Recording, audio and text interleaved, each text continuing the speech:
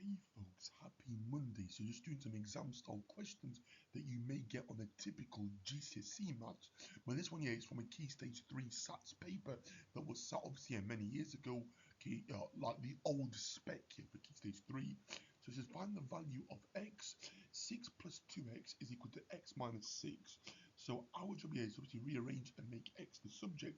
So step 1, I'm going to minus x on this side, but also minus x on this side. So we get 6 plus x, or 6 add x. Okay, because 2x minus x makes x, or 1x is equal to minus 6. Okay, x minus x goes to 0.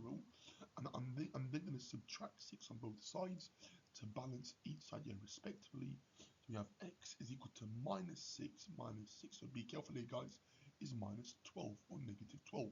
So x equals minus 12 is our final answer, and that was worth 2 marks.